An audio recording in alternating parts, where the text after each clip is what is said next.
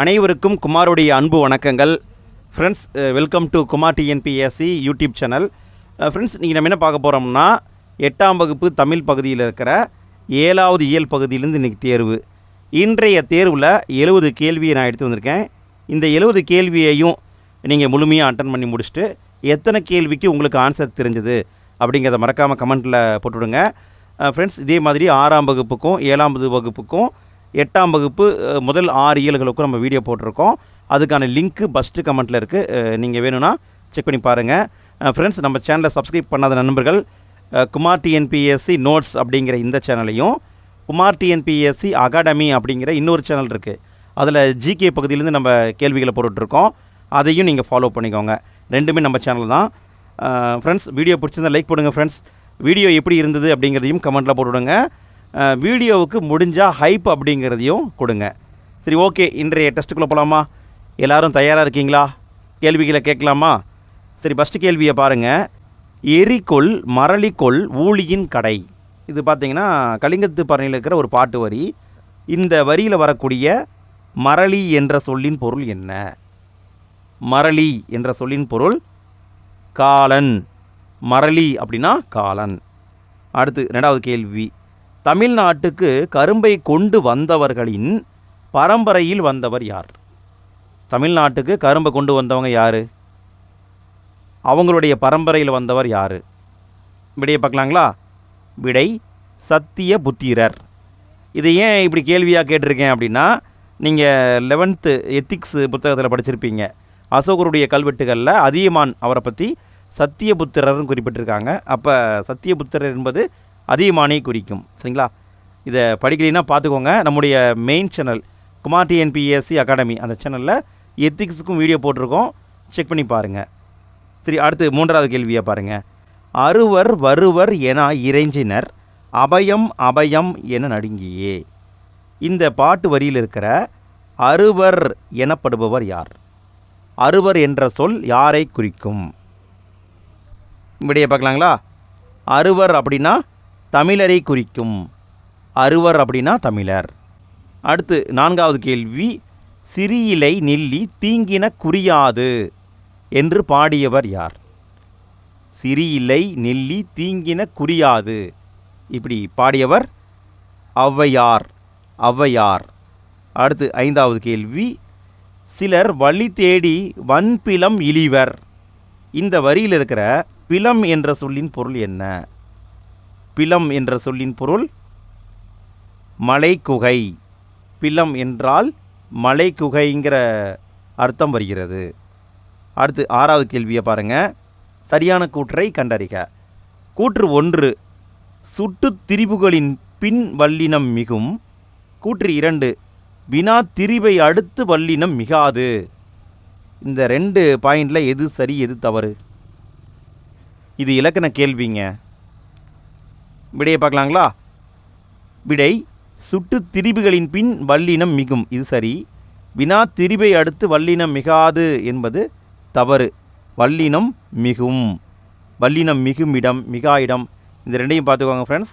கண்டிப்பாக தேர்வில் வரும். அப்போ விடைன்னு பார்த்தீங்கன்னா கூற்று 1 மட்டும் சரி.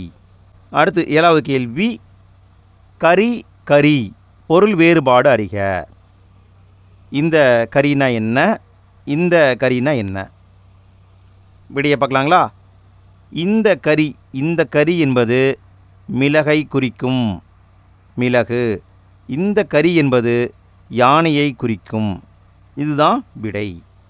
அடுத்து 8வது கேள்வி. வல்லினம் மிகும் இடங்களில் பொருந்தாதது எது? கீழே இருக்கிற 4 தொடரில் எது தவறுன்னு கண்டுபிடிக்கணும். கண்டுபிடிங்க பார்க்கலாம். இலக்கண கொஸ்டினாக கொஞ்சம் கஷ்டமாக இருக்குங்க. விடையை பார்க்கலாங்களா? அந்த பக்கம் வல்லினம் மிகும், இந்த கவிதை வல்லினம் மிகும், எந்த சட்டை வல்லினம் மிகும், சுடுச்சோறு வல்லினம் மிகாது. இங்கே இச்சு வரக்கூடாது, இது தவறு. இது என்னது? சுடுசோறு என்பது வினைத்தொகை. வினைத்தொகையில் வல்லினம் மிகாது. நல்லா கவனிங்க ஃப்ரெண்ட்ஸ். வினைத்தொகையில் வல்லினம் மிகாது. எங்கே மிகும் எங்கே மிகாதுன்னு நல்லா பார்த்துக்கோங்க. தேர்வில் கண்டிப்பாக கேட்பாங்க. வினைத்தொகையில் வல்லினம் மிகாது. அடுத்து 9வது கேள்வி. செய்யங்கொண்டார் என்னும் ஊரினை சார்ந்தவர். என்ன ஊரினை சார்ந்தவர்? விடையை பார்க்கலாங்களா? தீபங்குடி என்பது சரி.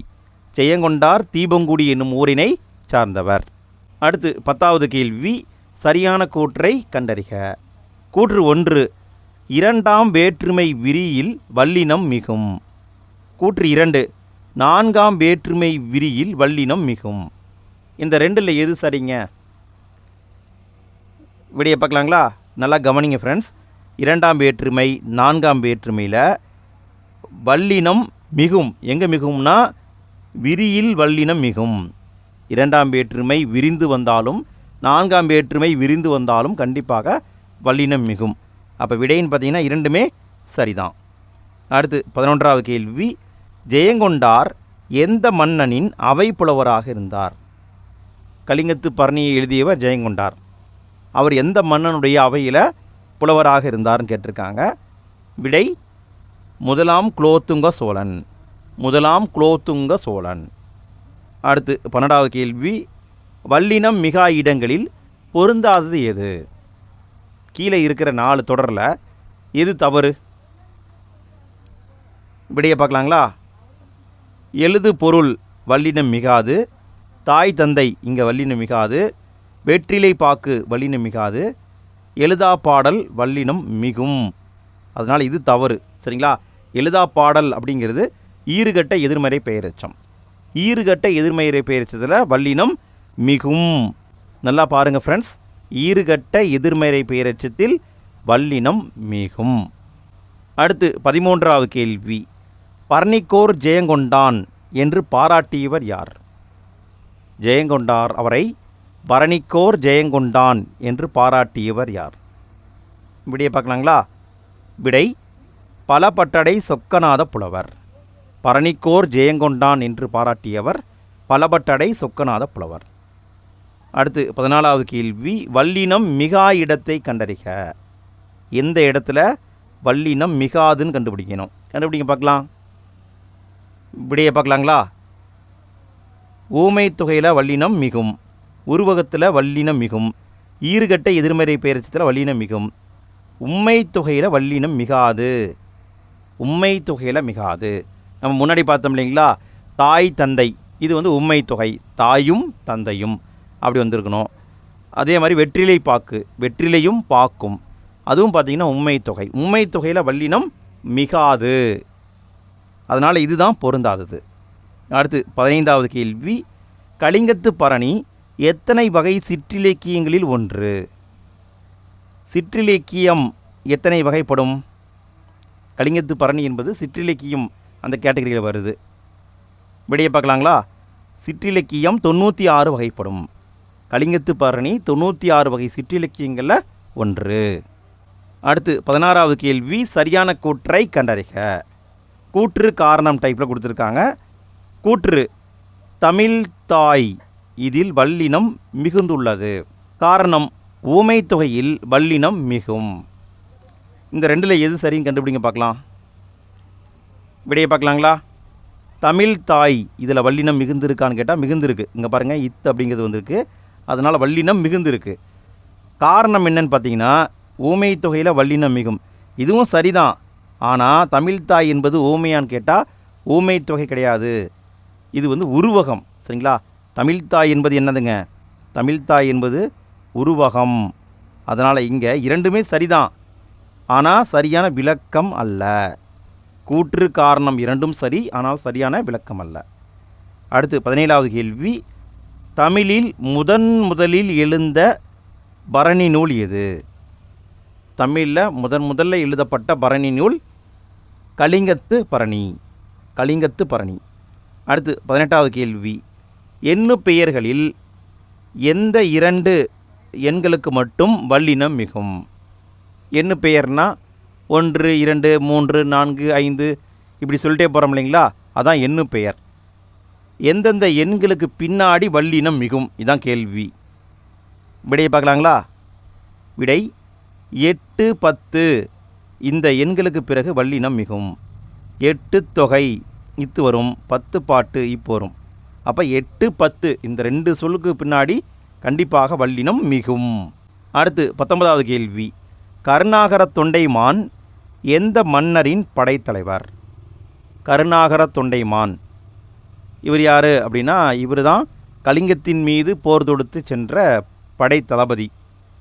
இவர் யாருடைய படைத்தலைவர் அப்படின்னு பார்த்தீங்கன்னா, முதலாம் குலோத்துங்க சோழனுடைய படைத்தளபதி. அடுத்து 20வது கேள்வி, வல்லினம் மிகா இடங்களில் பொருந்தாதது எது? வல்லினம் மிகா இடங்களை கொடுத்துருக்காங்க, எது பொருந்தாதுன்னு கண்டுபிடிக்கணும். விடையை பார்க்கலாங்களா? எழுவாய் சொற்களில் வல்லினம் மிகாது, பெயரச்சத்தில் வல்லினம் மிகாது, எதிர்மறை பெயரச்சத்தில் வல்லினம் மிகாது, திசை பெயர்களுக்கு பின்னாடி வல்லினம் மிகும். அதனால் இதுதான் தவறு. அடுத்து 21வது கேள்வி, கலிங்கத்து பரணியை தென் தமிழ் தெய்வ பரணி என்றவர் யார்? கலிங்கத்து பரணியை தென் தமிழ் தெய்வ பரணி என்று சொன்னவர் ஒட்டக்கூத்தர். ஒட்டக்கூத்தர். 22வது கேள்வி, பிழையை திருத்துக. இதை செய்தது நான் அன்றுன்னு கொடுத்துருக்காங்க.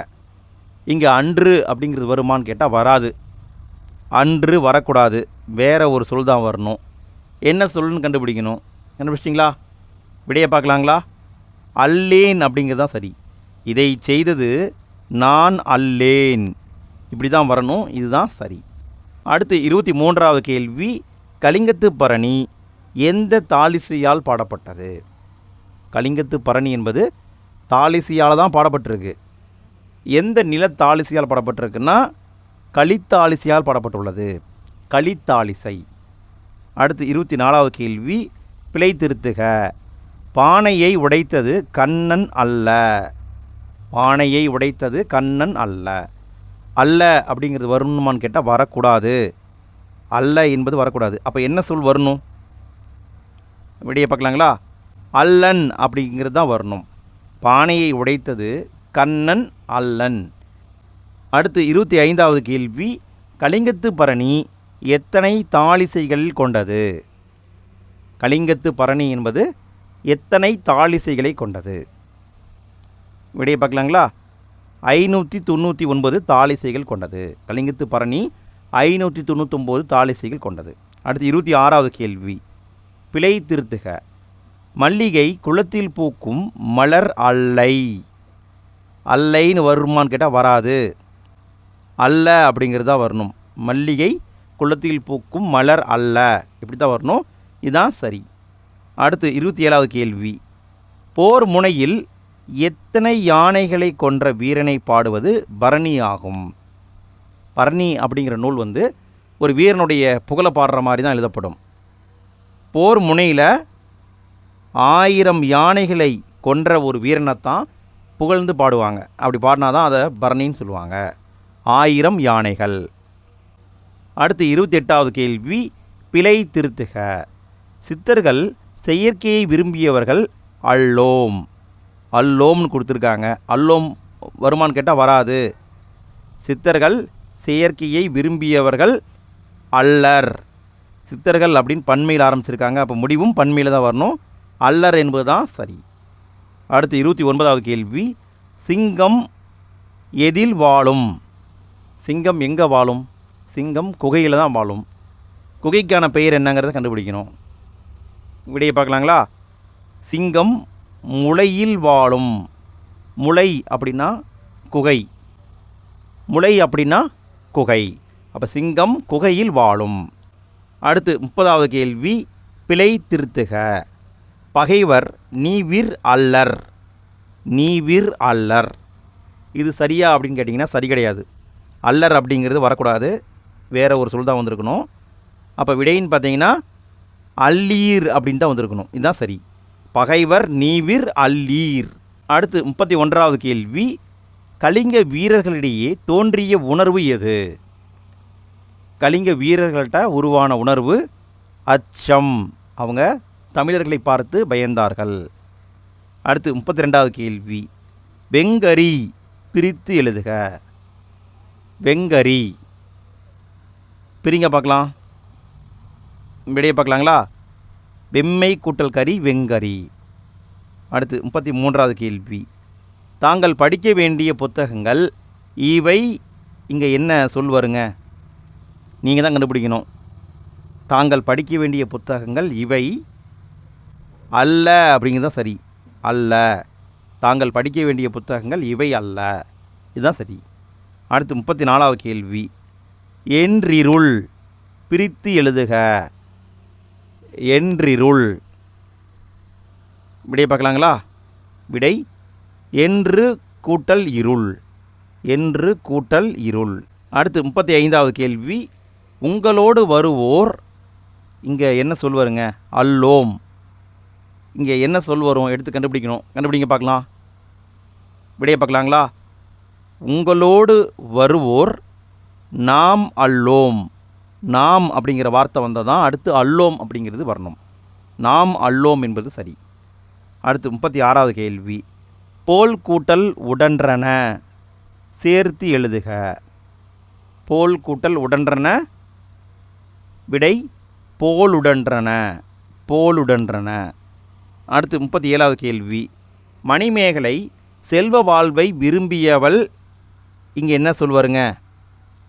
மணிமேகலை செல்வ வாழ்வை விரும்பியவள் அல்லல் என இங்கே ஒரு தனிப்பட்ட ஒரு பெண்ணை பற்றி பேசுகிறாங்க. இப்போ முடிவும் அதே மாதிரி தான் இருக்கணும். அல்லல் என்பது தான் சரி. அடுத்து 38வது கேள்வி. இந்த முழுவதும் போற்றும்படி வாழ்வதே சிறந்த வாழ்வு. இங்கே என்ன சொல் வருங்க? இந்த உலகம் முழுவதும் போற்றும்படி வாழ்வு தான் சிறந்த வாழ்வு. உலகம் அப்படிங்கிறதுக்கான சொல் வையகம். வையம் அப்படின்னு சொல்லலாம், வையகம் அப்படின்னு சொல்லலாம். வையகம் அப்படின்னா உலகம். அடுத்து 39வது கேள்வி.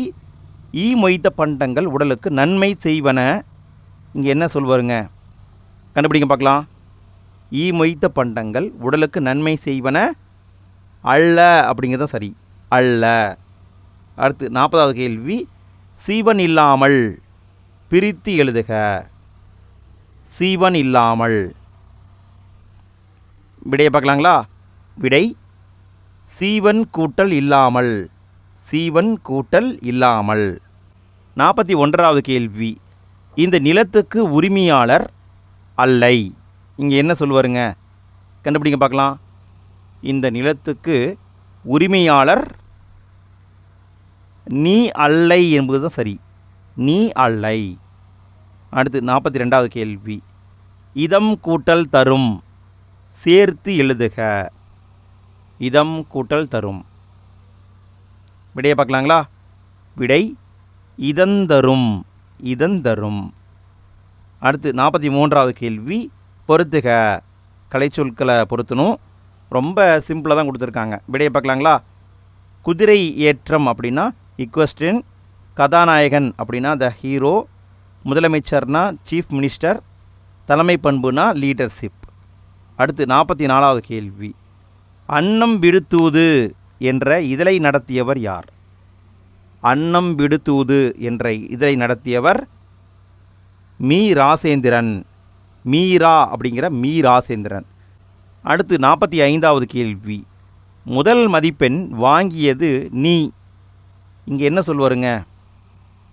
முதல் மதிப்பெண் வாங்கியது நீ அல்லை என்பது தான் சரி. நீ அப்படின்னு வந்தால் அங்கே அல்லை அப்படிங்கிறதா வரணும். முதல் மதிப்பெண் வாங்கியது நீ அல்லை. அடுத்து 46வது கேள்வி. மீரா எழுதிய நூல்களில் பொருந்தாதது எது? மீரா அப்படிங்கிற மீ ராசேந்திரன். அவர் எழுதிய நூல்களில் பொருந்தாததை கண்டுபிடிக்கணும். விடையை பார்க்கலாமா? ஊசிகள் என்பது சரி. குக்கு என்பது சரி. 3ம் 6ம் சரி. வா அந்த பக்கம் என்பது தவறு. வா இந்த பக்கம் அப்படிங்கிறது தான் வந்திருக்கணும். அப்போ இதுதான் பொருந்தாத நூல். அடுத்து 47வது கேள்வி. அன்று வந்தவர் அவர். இங்கே என்ன சொல்வாருங்க? அன்று வந்தவர் அவர். விடையை பார்க்கலாங்களா? அவர் அல்லர் என்பது சரி. அன்று வந்தவர் அவர் அல்லர், இதுதான் சரி. அடுத்து 48வது கேள்வி. மூச்சுக்காற்றை மோகித்து நுழைத்து. இந்த தொடரில் வந்திருக்கிற மோகித்து என்ற சொல்லின் பொருள் என்ன? மோகித்து அப்படின்னா விரும்பின்னு அர்த்தம். மோகித்துனா விரும்பி. அடுத்து 49வது கேள்வி. அன்று வந்த ஒட்டகம் அஃது என்ன சொல் வருங்க? கண்டுபிடிங்க பார்க்கலாம். கீழே இருக்கிற 4 ஆப்ஷனில் எது வரும்? அன்று வந்த ஒட்டகம் அஃது அன்று. அஃது அன்று என்பது சரி. அடுத்து 50வது கேள்வி, சொல் பொருள் பொறுத்துக. சொல்லையும் அதுக்கான பொருளையும் பொருத்தணும். விடையை பார்க்கலாங்களா? வையம் அப்படின்னா உலகம், சபதம் அப்படின்னா சூளுரை, சீவன் அப்படின்னா உயிர், தூறு அப்படின்னா புதர். அடுத்து 51வது கேள்வி, மீரா எழுதிய விடுதலை திருநாள் என்ற கவிதை இடம்பெற்றுள்ள நூல் எது? மீரா அப்படிங்கிற மீ ராசேந்திரன் அவர் விடுதலை திருநாள் அப்படிங்கிற பேரில் ஒரு கவிதை தொகுப்பு எழுதினார். அது எந்த நூலில் இருக்குதுன்னு கேட்டிருக்காங்க. விடையை பார்க்கலாங்களா? விடை கோடையும் வசந்தமும். கோடையும் வசந்தமும். அடுத்து 52வது கேள்வி, அன்று வந்த மான் கூட்டம் அவை. இங்கே என்ன சொல் வருங்க? அன்று வந்த மான் கூட்டம் அவை அல்ல. 53வது கேள்வி, எம்ஜி ராமச்சந்திரன் என்னும் ஊரில் கல்வி பயின்றார். எந்த ஊரில் கல்வி பயின்றார்? எம்ஜிஆர். விடையை பார்க்கலாங்களா? விடை கும்பகோணம். கும்பகோணத்துக்கு பக்கத்தில் ஆணையடி பள்ளின்னு ஒரு பள்ளி இருக்குது, அங்கே தான் படித்தார். அடுத்து 54வது கேள்வி, எம்ஜிஆர் படிப்பை தொடர முடியாமைக்கு காரணம் என்ன? அவர் படிப்பை பாதியிலே நிப்பாட்டிட்டார். அவர் படிப்பை நிப்பாட்ட காரணம் குடும்ப வறுமை. அடுத்து 55வது கேள்வி, அன்று வரும்பொழுது பார்த்தது நான். இங்கே என்ன சொல்வாருங்க? அன்று வரும்பொழுது பார்த்தது நான் அல்லேன் என்பது சரி. நான் அல்லேன். அடுத்து 56வது கேள்வி, இந்திய அரசு சிறந்த நடிகருக்கான என்னும் விருதை எம்ஜிஆருக்கு வழங்கியது. எந்த விருதை வழங்கியதுங்க? விடையை பார்க்கலாங்களா? சிறந்த நடிகருக்கான விருது அப்படின்னா பாரத் பட்டம், பாரத் விருது. அடுத்து 57வது கேள்வி, 5ஆம் உலகத் தமிழ்ச்சங்க மாநாடு நடைபெற்ற இடம் எது? 5வது உலகத் தமிழ்ச்சங்க மாநாடு நடைபெற்ற இடம் மதுரை, மதுரை. அடுத்து 58வது கேள்வி, எம்ஜிஆருக்கு அழியாத புகழை தேடித்தந்த திட்டம் எது? எம்ஜிஆருக்கு அழியாத புகழை தேடித்தந்த திட்டம் மதிய உணவு திட்டம், மதிய உணவு திட்டம். அடுத்து 59வது கேள்வி, சரியாக பொறுத்துக. சொல்லையும் அதுக்கான பொருளையும் பொருத்தணும். பொறுத்துங்க பார்க்கலாம். விடையை பார்க்கலாங்களா? நீ அல்ல என்பது சரி, அவன் அல்லன் என்பது சரி, அவை அல்ல என்பது சரி, அவர் அல்லர் என்பது சரி. இங்கே சரியாக தான் பொருத்தப்பட்டிருக்கு. 60வது கேள்வி, பள்ளி குழந்தைகளுக்கு காலணிகள் வழங்கும் திட்டத்தை நடைமுறைப்படுத்தியவர் யார்? பள்ளி குழந்தைகளுக்கு காலணிகள், காலணினா செப்பல், செப்பல் வழங்கக்கூடிய திட்டத்தை நடைமுறைப்படுத்தியவர் எம்ஜி ராமச்சந்திரன். அடுத்து 61வது கேள்வி, சரியாக பொறுத்துக. பொறுத்துங்க பார்க்கலாம். விடையை பார்க்கலாங்களா? நான் அல்லேன் என்பது சரி, நாம் அல்லோம் என்பது சரி, அவள் அல்லல் என்பது சரி, அஃதுனா அன்று, இது சரி. அப்போ இங்கே கொடுக்கப்பட்டிருக்கிறதே சரியான வரிசையில் தான் கொடுத்துருக்காங்க. அடுத்து 62வது கேள்வி, எம்ஜிஆரின் பணிகளை பாராட்டி டாக்டர் பட்டம் வழங்கிய பல்கலைக்கழகம் எது? எம்ஜிஆருடைய பணிகளை பாராட்டி அவருக்கு டாக்டர் பட்டம் வழங்கிய பல்கலைக்கழகம் சென்னை பல்கலைக்கழகம், சென்னை பல்கலைக்கழகம். 63வது கேள்வி, மூவிடத்திற்கும் 5 பாலுக்கும் பொதுவான சொற்குள் பொருந்தாதது எது? 3 இடத்துக்கும் வரும், 5 பாலுக்கும் வரும். அப்படி வரக்கூடிய பொதுவான சொற்களில் ஏதோ ஒன்று பொருந்தாமல் இருக்குது, அதை கண்டுபிடிக்கணும். இங்கே விடைன்னு பார்த்தீங்கன்னா வேறு அப்படிங்கிறது வரும், உண்டு அப்படிங்கிறது வரும், இல்லை என்பது வரும், அல்லை என்பது வராது. அல்லை என்பது மூவிடத்திற்கும் 5 பாலுக்கும் வராது. 64வது கேள்வி, எம்ஜிஆருக்கு இந்திய அரசு பாரத ரத்னா விருதை வழங்கிய ஆண்டு எது? எம்ஜிஆர் அவர்களுக்கு இந்திய அரசு பாரத ரத்னா விருதை வழங்கிய ஆண்டு 1988 கொடுத்தாங்க, 1988. அடுத்து 65வது கேள்வி, இந்தியாவின் மிக உயர்ந்த விருது எது? இந்தியாவுடைய மிக உயர்ந்தபட்ச விருது எதுங்க? விடையை பார்க்கலாங்களா? விடை இந்திய மாமணி என்பது சரி. இந்திய மாமணி அப்படின்னா பாரத ரத்னா, பாரத ரத்னா விருது தான் மிக உயர்ந்த விருது. 66வது கேள்வி, எம்ஜிஆர் அவர்கள் செயல்படுத்திய திட்டங்களில் பொருந்தாதது எது? எம்ஜிஆர் அவர்கள் கொண்டு வந்த திட்டங்களில் பொருந்தாதது பல்பொடி வழங்கும் திட்டம் கொண்டு வந்தார், மாணவர்களுக்கு பாடநூல் வழங்கும் திட்டம் கொண்டு வந்தார், முதியோருக்கு உதவித்தொகை வழங்கும் திட்டம் கொண்டு வந்தார், பெண்களுக்கு உதவித்தொகை வழங்கும் திட்டம் கொண்டு வரவில்லை. இதை ஸ்கூல் புக்கில் கொடுக்கல, சரிங்களா? அதனால் நான் இதை ஆப்ஷனாக வச்சுருக்கேன். ஒருவேளை அவர் கொண்டு வந்திருந்தாலும் கொண்டு வந்திருக்கலாம், ஆனால் புத்தகத்தில் இல்லை. அடுத்து 67வது கேள்வி, எந்த வேற்றுமை தொகையில் வல்லினம் மிகாது? நல்லா கவனிங்க, தொகைனா மறைந்து வருதல். எந்த வேற்றுமை தொகையில் வல்லினம் மிகாது? இப்படியே பார்க்கலாங்களா? 2ஆம் வேற்றுமை தொகையில் வல்லினம் மிகாது. 2ஆம் வேற்றுமை தொகை. அடுத்து 68வது கேள்வி, தந்தை பெரியார் உருவாக்கிய எழுத்து சீர்திருத்தங்களுள் சிலவற்றை நடைமுறைப்படுத்தியவர் யார்? தந்தை பெரியார் உருவாக்கிய எழுத்து சீர்திருத்தங்களில் சிலவற்றை நடைமுறைப்படுத்தியவர் எம்ஜி ராமச்சந்திரன். 69வது கேள்வி, வல்லினம் மிகா இடங்களில் பொருந்தாதது எது? வல்லினம் மிகாத இடங்களில் பொருந்தாதது நீங்கள் கண்டுபிடிக்கிறதுக்குள்ளே நான் ஒரு விஷயத்தை சொல்லிடுறேங்க. ஃப்ரெண்ட்ஸ், நாளைக்கு டெஸ்ட்டுன்னு பார்த்தீங்கன்னா 8ஆம் வகுப்பு தமிழ் புத்தகத்தில் இருக்கிற 8வது இயல் பகுதியிலிருந்து நடக்கும். நன்கு படித்து விட்டு வாருங்கள். ஃப்ரெண்ட்ஸ், வீடியோக்கு லைக் போடாத நண்பர்கள் லைக் போட்டுருங்க. வீடியோவுக்கு ஹைப்பு போடாத நண்பர்கள் ஹைப்பும் போட்டு விட்ருங்க. சரி, ஓகே, விடையை பார்க்கலாங்களா? இலை பறித்தேன், இங்கு வல்லினம் மிகாது, கரெக்டு. காய் பறித்தேன், இங்கேயும் மிகாது. தின்று தீர்த்தான், இங்கேயும் மிகாது. படித்து பார்த்தான், இங்கே மிகும், வல்லினம் மிகும். அப்போ இதுதான் பொருந்தாதது. அடுத்து 70வது கேள்வி, கடைசி கேள்விங்க. எம்ஜிஆரின் 100ஆண்டு விழாவை ஒட்டி தமிழக அரசால் எந்தெந்த பேருந்து நிலையங்களுக்கு அவர் பெயர் சூட்டப்பட்டுள்ளது? விடையை பார்க்கலாங்களா? விடை சென்னை மற்றும் மதுரை.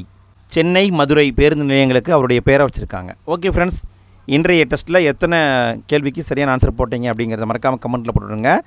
நாளைய தேர்வில் சந்திப்போம். தேங்க்யூ.